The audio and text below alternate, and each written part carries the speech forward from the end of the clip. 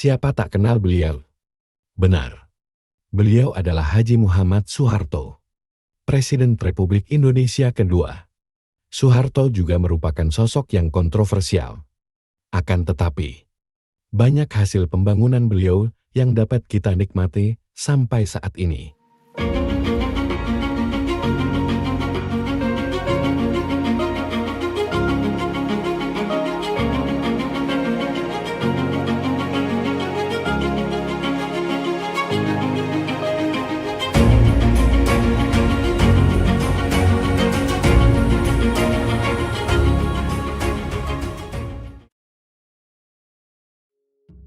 Soeharto lahir pada tanggal 8 Juni tahun 1921 dari seorang wanita yang bernama Sukira dan ayah yang bernama Kertosudiro di Dusun Kemusuk, Desa Argomulyo, Kecamatan Sedayu, Bantul, Yogyakarta.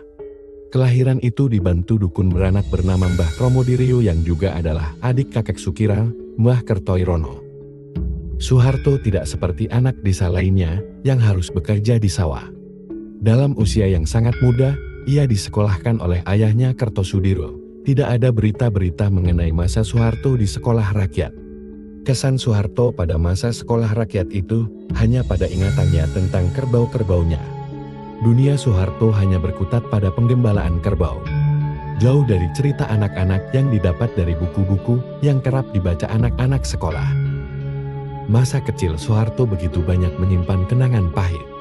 Bukan hanya pahit, tapi juga menyakitkan hatinya. Seperti yang dialaminya saat SD. Soeharto kerap menjadi korban perundungan dari kawan-kawannya. Hal tersebut membuat Soeharto kecil dikenal sebagai siswa yang sangat pendiam dan tertutup. Bahkan paling pendiam di antara kawan-kawan sekolahnya pada kala itu. Selain dengan kawan-kawannya, kenangan menyakitkan juga ia alami dengan buyutnya, Mbah Noto Sudiro, yang memperlakukan Soeharto kecil berbeda dari saudara-saudaranya yang lain. Ketika semakin besar, Soeharto tinggal bersama kakeknya, Mbah Atmosudiro, ayah dari ibunya. Soeharto sekolah ketika berusia 8 tahun, tetapi sering berpindah. Semula disekolahkan di sekolah dasar di Desa Puluhan, Goden.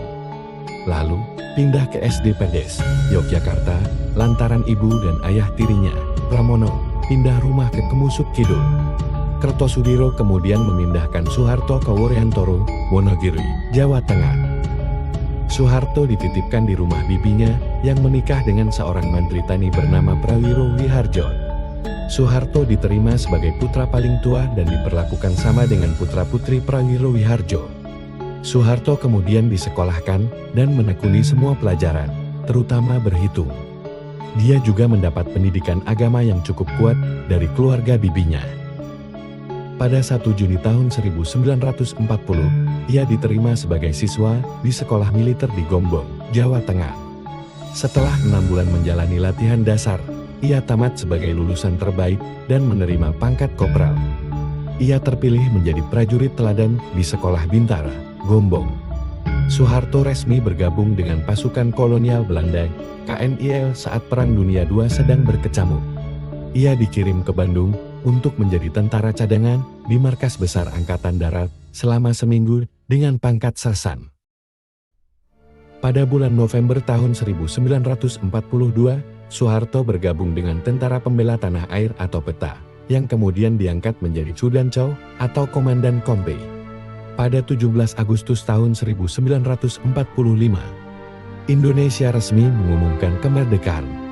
Soeharto kemudian secara resmi diangkat menjadi anggota TNI per 5 Oktober tahun 1945 dengan pangkat letnan. Tidak lama kemudian, berkat reputasi dan pengalamannya di PETA, Soeharto kemudian ditunjuk sebagai komandan batalion dengan pangkat mayor. Pada tahun 1946, Soeharto menjadi komandan resimen dan pangkatnya naik menjadi letnan kolonel. Pada 1 Maret tahun 1949, Soeharto ikut serta dalam serangan umum yang berhasil menduduki kota Yogyakarta selama 6 jam. Inisiatif itu muncul atas saran Sri Sultan Hamengkubuwono IX kepada Panglima Besar Sudirman bahwa Brigade 10 pimpinan Letkol Soeharto segera melakukan serangan umum di Yogyakarta dan menduduki kota itu selama 6 jam untuk membuktikan bahwa Republik Indonesia masih ada. pada usia sekitar 32 tahun. Tugasnya dipindahkan ke markas divisi dan diangkat menjadi Komandan Resimen Infanteri 15 dengan pangkat Letnan Kolonel. Pada 3 Juni tahun 1956, ia diangkat menjadi Kepala Staf Panglima Tentara dan Teritorium 4 Diponegoro di Semarang. Dari Kepala Staf, ia diangkat sebagai Pejabat Panglima Tentara dan Teritorium 4 Diponegoro. Pada 1 Januari tahun 1957, pangkatnya dinaikkan menjadi Kolonel. Pangkat Soeharto dinaikkan menjadi Brigadir Jenderal pada 1 Januari tahun 1960. Ia berhasil meraih bintang di pundaknya. Pada 1 Oktober tahun 1961, jabatan rangkap sebagai Panglima Korps Tentara Cadangan Umum Angkatan Darat yang telah diembannya ketika berusia 40 tahun bertambah dengan jabatan barunya sebagai Panglima Komando Pertahanan Angkatan Darat. Pada tahun 1961 tersebut, ia juga mendapatkan tugas sebagai Attaché Militer Republik Indonesia di Belgrade, Yugoslavia, Paris, Perancis, dan Bonn, Jerman Barat. Di usia 41 tahun, pada tanggal 1 Januari tahun 1962 pangkatnya dinaikkan menjadi Mayor Jenderal dan menjadi Panglima Komando Mandala Pembebasan Irian Barat dan merangkap sebagai Deputi Wilayah Indonesia Timur di Makassar. Sepulang dari kawasan Indonesia Timur, Soeharto yang telah naik pangkat menjadi Mayor Jenderal, ditarik ke markas besar ABRI oleh Jenderal Abdul Haris Nasution. Di pertengahan tahun 1962, Soeharto diangkat sebagai Panglima Komando Cadangan Strategis Angkatan Darat hingga tahun 1965. Sekitar setahun kemudian, tepatnya 2 Januari tahun 1962, Brigadir Jenderal Soeharto diangkat sebagai Panglima Komando Mandala Pembebasan Irian Barat. Kemudian ia diangkat sebagai Panglima Komando Strategis Angkatan Darat atau Kostrat pada 1 Mei tahun 1963. Mayor Jenderal Soeharto lalu dilantik sebagai Menteri Panglima Angkatan Darat dan segera membubarkan Partai Komunis Indonesia atau PKI dan ormas-ormasnya. Ia membentuk Komando Operasi Pemulihan Keamanan dan Ketertiban atau Kopkamtib untuk mengimbangi G30S yang berkecamuk pada 1 Oktober tahun 1965.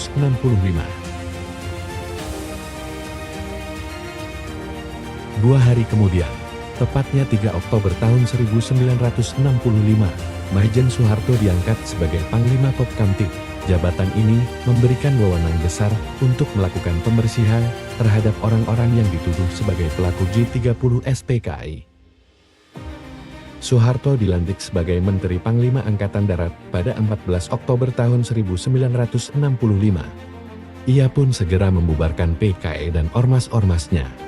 Tepat pada 11 Maret tahun 1966, Soeharto menerima surat perintah 11 Maret atau Supersemar dari Presiden Soekarno melalui 3 jenderal, yaitu Basuki Rahmat, Amir Mahmud, dan M. Yusuf.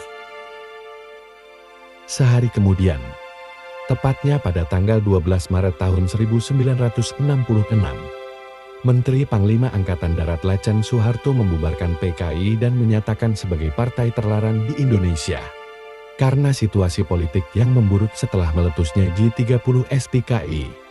Sidang istimewa MPRS pada Maret tahun 1967 pun digelar. Soeharto yang telah menerima kenaikan pangkat sebagai Jenderal Bintang 4 pada 1 Juli tahun 1966, ditunjuk sebagai pejabat presiden berdasarkan TAP MPRS nomor 30 tahun 1967 pada 22 Februari tahun 1967. Jenderal Soeharto ditetapkan sebagai pejabat presiden pada 12 Maret tahun 1967. Setelah pertanggungjawaban Presiden Soekarno atau Nawaksara ditolak oleh MPRS. Kemudian, Soeharto menjadi presiden sesuai hasil sidang umum MPRS berdasarkan ketetapan MPRS nomor 44/MPRS/tahun 1968 pada 27 Maret tahun 1968. Selain sebagai presiden, ia juga merangkap jabatan sebagai Menteri Pertahanan dan Keamanan. Pada 1 Juni tahun 1968, Mulai saat itu, dikenal dengan istilah Orde Baru. Susunan kabinet yang diumumkan pada 10 Juni tahun 1968 diberi nama Kabinet Repelita I. Indonesia berada di masa kejayaan. Popularitas Indonesia di mata dunia semakin dikenal.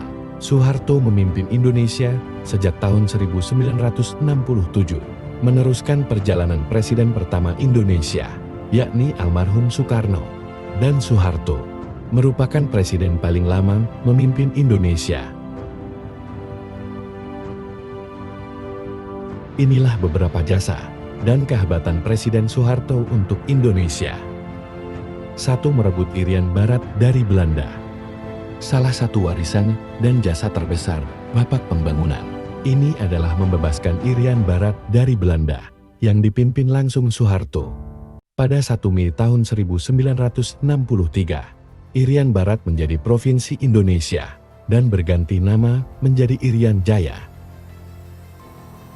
2. Menjadikan Indonesia pengekspor beras. Memiliki konsep trilogi pembangunan, Soeharto berhasil membawa Indonesia menjadi negara yang berjaya berkali-kali.